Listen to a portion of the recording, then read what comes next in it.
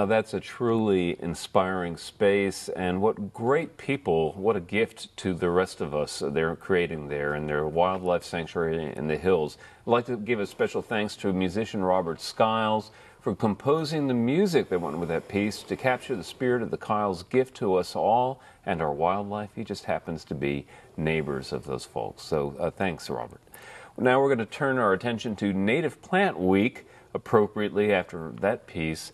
And we're going to be talking about some all-star Texas natives, and I'm joined by Alice Nance, who is the Conservation Program Coordinator for the City of Austin's Parks and Recreation Department. Good to see you again. Nice to see you. Yeah, great to have you here. And Native Plant Week, obviously a celebration of the great flora of Central Texas.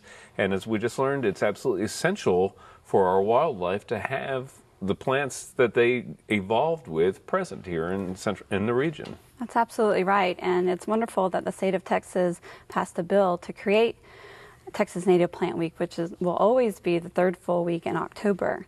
So this year we're celebrating it October 18th through the 24th. Okay. So it's a great time to celebrate the native plants, and just happens to be wildflower seeding time, so I think there might be something to do with that. That's always a nice kind of thing to do at this time of year. Absolutely, and there's lots of wonderful things that we can do during Texas Native Plant Week. We can all plant a native tree, we can plant a garden for butterflies and for wildlife habitat. We can volunteer at a Native Plant Week event, also visit demonstration gardens of native plants to learn more about species that might work well in your area. Right. And speaking of doing things in an appropriate time of year, October is the best time of year to plant trees and woody shrubs. So we have a few on our list, so we're going to be talking about that. Yes, that's exactly why we have Texas Native Plant Week in October, because it really is the most ideal time for planting. Yeah. So let's go ahead and talk about some of the ones that are specific to our region of the state that are all-star natives.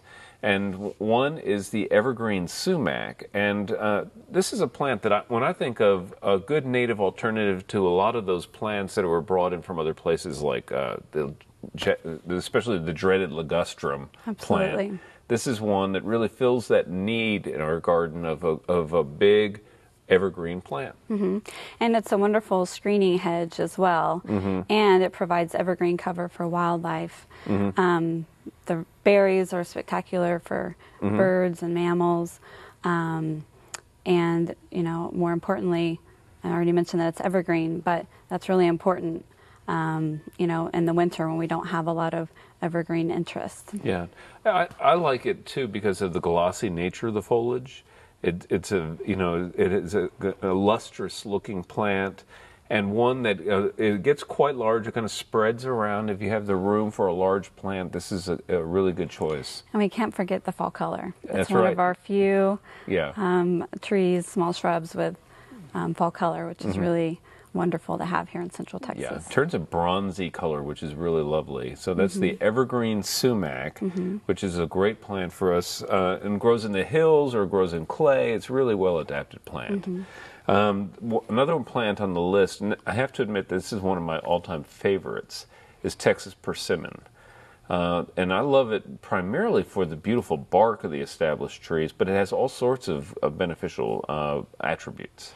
Right, and what I like about it as well is the bark, because it very closely resembles the crepe myrtle. So this is a wonderful native alternative to the crepe myrtle, which is used quite frequently in our area. So having something that has a similar branching structure and similar bark is really nice. And the little persimmons that it produces are eaten by all kinds of songbirds and all kinds of squirrels and all kinds of wildlife. Possums and you name it, love those little it's fruits. Definitely a good wildlife tree, and it just adds a nice sort of structure in the garden, I think, as well. I'm crazy about it, and one of the things I use this plant a lot for is bonsai. Or containerized plants, because it has the classic form that you don't really need to work with a whole lot. And it has a really kind of a Japanese look. If you just a little bit of light pruning on it is, I think, just a terrific plant, and very xeric too, which is another nice thing about it. Yeah, and all these plants are, which is why we've chosen them. They are native. And another cool thing about the Texas persimmon is that it does produce flowers in the spring, which provide nectar for butterflies. But then it's also the larval host plant of the Henry's elfin butterfly and the gray hair streak as well. Didn't know that. Yeah. Cool. Larval host plant. Okay. You're hitting a lot of my favorite plants here on this list. My favorite oak tree for Texas is the Lacey oak. This is one from the western part of the hill country. A smaller tree, but really beautiful. It has a lot of special qualities to it. One of which is that it's oak wilt resistant, more so than some of our other oak species. But also it doesn't just have fall color, but it has, I guess in the spring, it has really nice peachy leaves. The new growth comes out kind of orangey red, And any oak that we can plant is going to be great food for wildlife.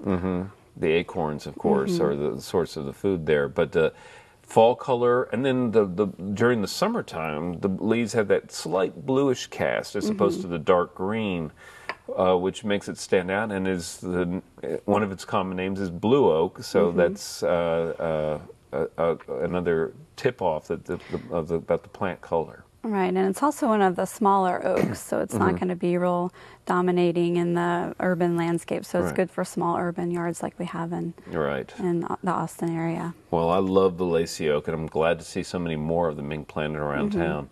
The coral honeysuckle is a favorite hummingbird plant. Yes, that's one of my favorite plants. Yeah.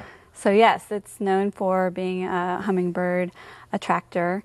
It also produces berries that songbirds will eat as well. I often forget about the berries. But they also are relished by songbirds. But it's a semi-evergreen vine, so depending on kind of your microclimate in your yard, you might have leaves persist in the winter, which is nice. And it's not real aggressive, so it can handle climbing up a deck balcony or on a trellis or something of that nature. Yeah, a lot of vines get out of hand. This is one that doesn't. This is an easy-to-control vine. And it can also be used as a ground cover. So it can be a climbing vine or can be used as a ground cover as well. Oh, I've never thought of using it as a ground cover. Yeah, I guess if you sheared it a little bit, that would help. But again, the flowers are the real show here, and they are wonderful. They are, and I mean, they're perfectly made for the hummingbird. Yeah, you can see that long tubular structure. You know it was made for a hummingbird's beak. And the color as well is also key. And you'll get more flowers if you have it in sun. So. Real briefly, we have just enough time to talk about the tropical sage, which is a great plant for the shade. Yes, shade or sun, which is nice. Yeah. It's versatile. Yeah. It also can be used as a ground cover. Reseeds readily, so something to watch out for. But seed-eating birds like finches absolutely love it. And then, of course, hummingbirds and butterflies will flock to it. Yeah. So. Great color. Comes in a variety of colors now, white, peach, reds. And this is one that I have seen people shear or actually mow and let it regrow after it kind of gets faded out a little bit. And it performs spectacularly that way, and it makes a good ground cover in shade or light shade. So tropical sage, or Salvia coccinea, is the botanical name of that. It's also somewhat deer resistant because the a pungent little bit. A little bit. Nothing's deer proof, but right. Well, these are all plants that people should be considering right now. Alice, thank you so much for coming on Central Texas You're Gardener. welcome. It's my pleasure. It's a pleasure to celebrate Native Plant Week with you. So thanks again for being here. Coming up next, it's our friend Daphne.